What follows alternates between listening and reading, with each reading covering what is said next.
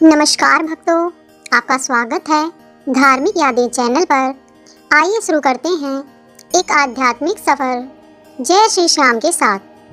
गरुड़ पुराण में मनुष्य के जीवन और मरण से संबंधित ऐसे कई रहस्यों के बारे में पढ़ने को मिलता है जिन्हें जानकर कोई भी व्यक्ति अपने जीवन को सुधार सकता है। आपने गरुड़ पुराण भाग 1 में जाना कि मृत्यु के समय मनुष्य के साथ क्या क्या घटित होता है और वह किस प्रकार यमलोक ले जाया जाता है। अब हम अध्याय 2 में जानेंगे कि श्री विष्णु जी ने गरुड़ से क्या कहा। गरुड़ पुराण अध्याय 2 आत्मा का यम मार्ग वर्णन। गरुड़ ने कहा, हे केशव, यमलोक का मार्ग किस प्रकार दुखदाई होता है। पापी लोग वहाँ किस प्रकार जाते हैं, वह मुझे बताएं। श्री भगवान बोले, हे गरुड़, महान दुख प्रदान करने वाले यम मार्ग के विषय में मैं तुमसे कहता हूँ। मेरा भक्त होने पर भी तुम उसे सुनकर कांप उठोगे। यम मार्ग में वृक्ष की छाया नहीं है कि जहाँ प्राणी विश्राम कर सके। उस यम मार्ग में अन्न आदि भी नहीं है जिससे कि वह अपने प्राणों की रक्षा कर सके। हे गरुड़, वहाँ कहीं जल भी नहीं दिखता जिसे अत्यंत त्रास आतुर जीव उसे पी सके। वहाँ प्रलय काल की भांति 12 सूर्य तपते रहते हैं। उस मार्ग में जाता हुआ पापी कभी बर्फीली हवा से पीड़ित होता है तथा कभी उसे कांटे चुभते हैं और कभी महाविषधर सर्पों के द्वारा डसा जाता है। वह पापी कहीं बाघ और भयंकर कुत्तों द्वारा खाया जाता है तो कहीं बिच्छुओं द्वारा डसा जाता है और कहीं पर उसे आग से जलाया जाता है। तब कहीं अति भयंकर महान असिपत्र वन में नरक में वह पहुंचता है। 2000 योजन विस्तार वाला वह नरक कहा गया है। वह वन कौओं, उल्लुओं, वटों, गिद्धों, सरंगों तथा उसमें चारों ओर दाव अग्नि व्याप्त है। असिपत्र के पत्तों से वह जीव उस वन में छिन्न भिन्न हो जाता है। कहीं अंधे कुएं में गिरता है तो कहीं विकट पर्वत से गिरता है। छुरे की धार पर चलता है तो कहीं कीलों के ऊपर चलता है। हे गरुड़, वह जीव नरक में पहुंचकर कहीं वह जोकों से भरे हुए कीचड़ में गिरता है तो कहीं जलते हुए कीचड़ में गिरता है। वह तपी हुई बालू से व्याप्त और धधकते हुए ताम्रमय मार्ग, अंगार की राशि और कहीं अत्यधिक धुएं से भरे हुए मार्ग पे उसे चलना पड़ता है। कहीं अंगारों की वर्षा होती है और कहीं बिजली गिरने के बाद शिलावृष्टि होती है। कहीं रक्त की और कहीं गर्म जल की वृष्टि होती है। मार्ग में कहीं गहरी खाई है, कहीं पर्वत शिखरों की चढ़ाई है और कहीं कंदराओं में उसे प्रवेश करना पड़ता है। वह मार्ग में घने अंधकार, दुख से चढ़ी हुई शिलाएं हैं। कहीं रक्त तथा विष्ठा से भरे हुए तालाब हैं। यम मार्ग के बीचों बीच अत्यंत उग्र और घोर वैतरणी नदी बहती है। वह देखने पर दुखदायिनी हो तो क्या आश्चर्य है। उसकी वार्ता ही भय पैदा करने वाली है। वह 100 योजन चौड़ी है। उसमें शोणित रक्त बहते रहते हैं। हड्डियों के समूह से तट बने हैं, अर्थात उसके तट पर हड्डियों का ढेर लगा रहता है। मांस और रक्त के कीचड़ वाली वह नदी दुख से पार की जाने वाली है। अथाह, गहरी और पापियों द्वारा दुख पूर्वक पार की जाने वाली यह नदी केश रूपी शैवाल से भरी होने के कारण दुर्गम है। वह नदी विशालकाय घड़ियालों से व्याप्त है और सैकड़ों प्रकार के घोर पक्षियों से आवृत है। हे गरुड़, आए हुए पापी को देखकर वह नदी ज्वाला और धूम से भरकर कढ़ाई में रखे घृत की भांति खोलने लगती है। वह नदी सुई के समान मुख वाले भयानक कीड़ों से चारों ओर व्याप्त है। वज्र के समान चोंच वाले बड़े बड़े गिद्ध और कौओं से घिरी हुई है। वह नदी शिशुमार, मंकर, जोक, मछली, कछुए तथा अन्य मांस भक्षी जलचर जीवों से भरी पड़ी है। उसके प्रवाह में गिरे हुए बहुत से पापी रोते चिल्लाते हैं और वह जीव हे भाई, हे पुत्र इस प्रकार कहते हुए बार बार विलाप करते हैं। भूख और प्यास से व्याकुल होकर पापी जीव रक्त का पान करते हैं। वह नदी झागपूर्ण रक्त के प्रवाह से व्याप्त महाघोर अत्यंत गर्जना करने वाली है। देखने में दुख पैदा करने वाली तथा भयावह है। उसके दर्शन मात्र से पापी चेतना शून्य हो जाते हैं। बहुत से बिच्छू तथा काले सर्पों से व्याप्त उस नदी के बीच में गिरे हुए पापियों की रक्षा करने वाला कोई नहीं है। उसके सैकड़ों हजारों भंवरों में पड़कर पापी पाताल में चले जाते हैं। क्षण भर पाताल में रहते हैं और एक क्षण में ही ऊपर चले आते हैं। हे गरुड़, वह नदी पापियों के गिरने के लिए ही बनाई गई है। उसका पार नहीं दिखता। वह अत्यंत दुखपूर्वक तरने योग्य तथा बहुत दुख देने वाली है। इस प्रकार कलेशों से व्याप्त अत्यंत दुखप्रद यम मार्ग में रोते चिल्लाते हुए दुखी पापी जाते हैं। कुछ पापी पास से बंधे होते हैं और कुछ अंकुश में फंसाकर खींचे जाते हैं और कुछ शस्त्र के अग्रभाग से पीठ में छेदते हुए ले जाए जाते हैं। कुछ नाक के अग्रभाग में लगे हुए पास से और कुछ कान में लगे हुए पास से खींचे जाते हैं। कुछ काल पास से खींचे जाते हैं तो कुछ कौओं से खींचे जाते हैं। वे पापी गर्दन, हाथ तथा पैर में जंजीर से बंधे हुए तथा अपनी पीठ पर लोहे के भार को ढोते हुए मार्ग पर चलते हैं।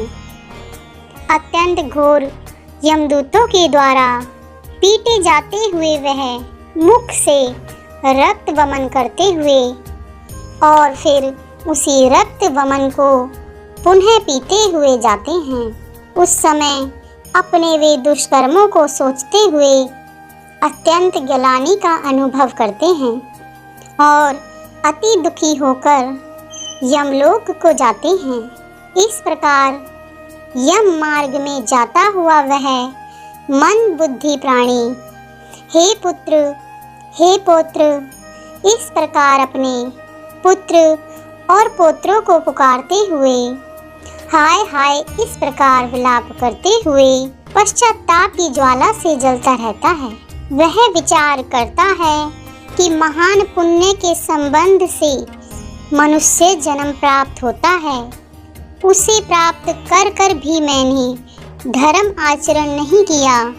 यह मैंने क्या किया मैंने दान नहीं दिया, अग्नि में कभी हवन नहीं किया, मैंने कोई तपस्या नहीं की, देवताओं की भी पूजा नहीं की, कोई तीर्थ सेवा नहीं की।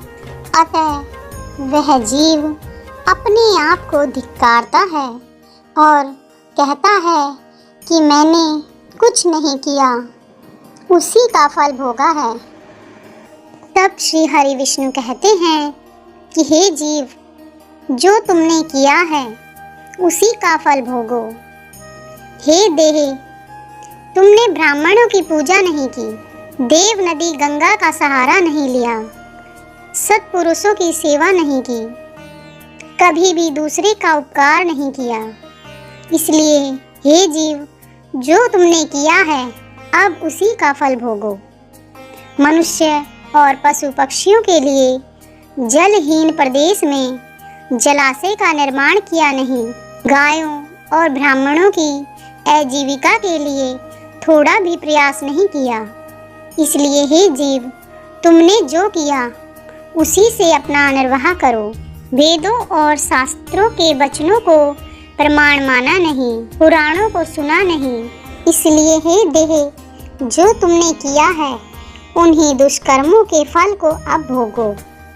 नारी जीव भी पश्चाताप करते हुए कहती हैं कि मैंने पति की हितकर आज्ञा का पालन नहीं किया, अपने पतिव्रत धर्म का कभी पालन नहीं किया और गुरुजनों को सम्मान नहीं दिया। इसलिए हे देहिनी, जो तुमने किया उसी का अब फल भोगो। धर्म की बुद्धि से एकमात्र पति की सेवा की नहीं और पति की मृत्यु हो जाने पर उनका अनुगमन किया नहीं। वैधव्य प्राप्त करके त्यागमय जीवन व्यतीत किया नहीं। इसलिए हे देहिनी, जैसा किया उसका फल अब भोगो। मास में किए जाने वाले उपवासों से तथा चंद्रायण व्रतों आदि नियमों के पालन से शरीर को सुखाया नहीं। पूर्व जन्म में किए हुए दुष्कर्मों से बहुत प्रकार के दुखों को प्राप्त करने के लिए नारी शरीर प्राप्त किया था। इस तरह बहुत प्रकार से विलाप करके पूर्व देह का स्मरण करते हुए मेरा मानव जन्म शरीर कहाँ चला गया, इस प्रकार चिल्लाता हुआ वह जीव यम मार्ग में चलता है। हे गरुड़, इस प्रकार 17 दिन तक अकेले वायु वेग से चलते हुए 18वें दिन वह प्रेत सोम्यपुर में जाता है। उस श्रेष्ठ सोम्यपुर में प्रेतों का महान गण रहता है। वहाँ पुष्पभद्रा नदी और अत्यंत प्रिय दिखने वाला वट वृक्ष है। उस सोमपुर में यमदूतों के द्वारा उस जीव को विश्राम कराया जाता है।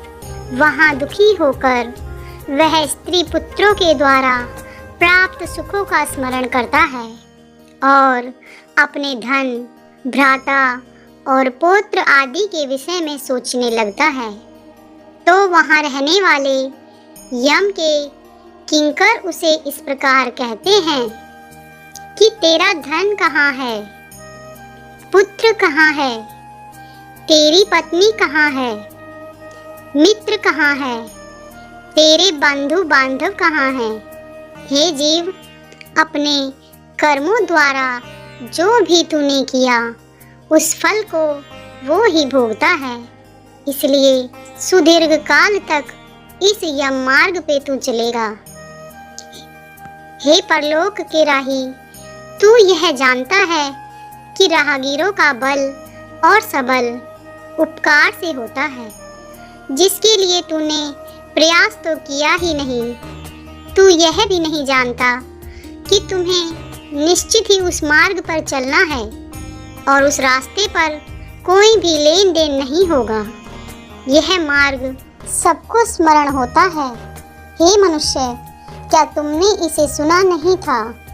क्या तुमने ब्राह्मणों के मुख से पुराणों के वचन सुने नहीं थे। इस प्रकार कहकर मुद्रों से पीटा जाता हुआ वह जीव गिरते पड़ते दौड़ते हुए बलपूर्वक पाशों से खींचा जाता है। यहाँ स्नेह अथवा कृपा के कारण पुत्र पौत्रों द्वारा दिए हुए मासिक पिंड को खाता है। उसके बाद वह जीव सौरीपुर को प्रस्थान करता है। उस सौरीपुर में काल के रूप को धारण करने वाला जंगम नामक राजा रहता है। उसे देखकर वह जीव भयभीत होकर विश्राम करना चाहता है। उस सौरीपुर में गया हुआ वह जीव अपने स्वजनों के द्वारा दिए हुए अन्न जल को खाकर उस सौरीपुर को पार करता है। उसके बाद शीघ्रतापूर्वक वह प्रेत नगेंद्र भवन की ओर जाता है। वहाँ भयंकर वनों को देखकर दुखी होकर रोता है। दया रहित दूतों के द्वारा खींचे जाने पर वह बार बार रोता है और 2 महीने के अंत में वह दुखी होकर वहां पहुंचता है। बांधवों के द्वारा दिए गए पिंड जल वस्त्र का वह जीव उपभोग करके यम किंकरों द्वारा पास से बार बार खींचकर आगे ले जाया जाता है। तीसरे महीने में वह गंधर्व नगर को प्राप्त होता है और वहाँ तीसरे महीने के किए हुए पिंड को खाकर आगे चलता है और वहाँ तीसरे महीने के पिंडदान को खाकर आगे चलता है। चौथे महीने में वह शैलागमपुर में पहुँचता है और वहाँ उस जीव के ऊपर बहुत अधिक पत्थरों की वर्षा होती है। वहाँ चौथे महीने के उसके बंधु बांधवों द्वारा दिए हुए पिंड को खाकर वह कुछ सुखी होता है। उसके बाद 5वें महीने में वह प्रेत क्रौंचपुर पहुँचता है। क्रौंचपुर में स्थित वह जीव वहाँ बांधवों द्वारा हाथ से दिए गए 5वें महीने के पिंड को खाकर आगे क्रूरपुर की ओर चलता है। 5.5 महीने के बाद बांधवों द्वारा प्रदत्त पिंड और घटदान से वह तृप्त होकर वहाँ आधे मुहूर्त तक विश्राम करके यमदूतों के द्वारा डराए जाने पर क्रूरपुर को छोड़कर वह जीव चित्रभवन नामक पुर को जाता है, जहाँ यम का छोटा भाई विचित्र नाम वाला राजा राज्य करता है। उस विशाल शरीर वाले राजा को देखकर वह जीव डर से भागता है। तब सामने आकर केवर्त धीवर उसे यह कहते हैं कि हम इस महावैतरणी नदी को पार करने वालों के लिए नाव लेकर आए हैं। यदि तुम्हारा इस प्रकार का पुण्य हो तो तुम इसमें बैठ सकते हो। यह वैतरणी नदी वितरण के द्वारा अर्थात दान पुण्य द्वारा ही पार की जा सकती है, इसलिए इसको वैतरणी नदी कहा जाता है। यदि तुमने अपने वैतरणी गौ का दान किया हो तो नौका तुम्हारे पास आएगी, अन्यथा नहीं। उनके ऐसे वचन सुनकर वह जीव हाँ देव ऐसा कहता है। उस नदी को देखकर वह जीव अत्यंत विलाप करने लगता है। जिसने अपने जीवन में कभी दान ही नहीं किया, ऐसी पाप आत्मा उसी वैतरणी में डूब जाती है। तब आकाश मार्ग से चलने वाले दूत उसके मुख में कांटा लगाकर उसे मछली की भांति खींचते हुए दूसरे पार ले जाते हैं। वहाँ उसके बांधवों द्वारा 6ठे महीने के पिंड को खाकर वह अत्यधिक भूख से पीड़ित होकर विलाप करता हुआ आगे के रास्ते पे चलता है। 7वें महीने में वह ब्रह्मपदपुर को जाता है और अपने पुत्रों द्वारा दिए हुए 7वें महीने के पिंड को खाता है। हे पक्षीराज गरुड़, उस ब्रह्मपदपुर को पार करके वह दुखद नामकपुर को जाता है। आकाश मार्ग से जाता हुआ वह महान दुख प्राप्त करता है। वहाँ 8वें महीने में दिए हुए पिंड को खाकर आगे बढ़ता है और 9वें महीने में पूर्ण होने पर वह नानाक्रंदपुर को प्राप्त होता है। वहाँ क्रंदन करते हुए अनेक भयावह क्रंदगणों को देखकर वह शून्य हृदय वाला जीव बहुत दुखी होकर आक्रंदन करने लगता है। उस पुर को छोड़कर वह यमदूतों के द्वारा भयभीत किया जाता है और 10वें महीने में अत्यंत कठिनाई से सुतप्त भवन नामक नगर में पहुंचता है। वहां पुत्र आदि से पिंडदान और जल अंजलि प्राप्त करके भी वह सुखी नहीं होता। तब 11वें महीना पूरा होने पर वह रुद्रपुर को जाता है और पुत्र आदि के द्वारा दिए हुए 11वें महीने के पिंड को वहां खाता है। 11.5 महीने बीतने पर वह जीव पयोवर्षण नामक नगर में पहुंचता है। वहां प्रेतों को दुख देने वाले घनघोर वर्षा करते हैं। वहां पर दुखी वह जीव 12वें श्राद्ध के पिंड को खाता है। इसके बाद वर्ष पूरा होने पर जीव सिताडेच नामक नगर को प्राप्त होता है। वहाँ हिम से भी 100 गुनी अधिक महान ठंड होती है। शीत से वह दुखी जीव इस आशा से 10 दिशाओं में देखता है कि शायद कहीं कोई मेरा बंधु बांधव हो जो मेरे दुख को दूर कर सके। तब यम के दूत कहते हैं, तुम्हारा ऐसा पुण्य कहाँ है? फिर वार्षिक पिंड को खाकर वह धैर्य धारण करता है। उसके बाद 1 वर्ष के अंत में यमपुर के निकट पहुँचने पर वह जीव बहुभीतिपुर में जाकर हाथ भर माप का वह अपने शरीर को छोड़ देता है। हे गरुड़, पुनः कर्म भोग के लिए अंगुष्ठ मात्र के वायु स्वरूप यातना देह को प्राप्त करके वह यमदूतों के साथ जाता है। हे गरुड़, जिन्होंने अर्धदेहिक मरणकालिक दान नहीं दिए हैं, वे यमदूतों के द्वारा बंधनों से बंधे हुए अत्यंत कष्ट से यमपुर को जाते हैं। हे आकाशगामी, धर्मराजपुर में 4 द्वार हैं, जिनमें से दक्षिण द्वार के मार्ग का मैंने तुमसे वर्णन कर दिया। इस प्रकार भयंकर मार्ग में भूख प्यास और श्रम से दुखी जीव जिस प्रकार जाते हैं, वह सब मैंने तुम्हें बताया। अब तुम और क्या सुनना चाहते हो?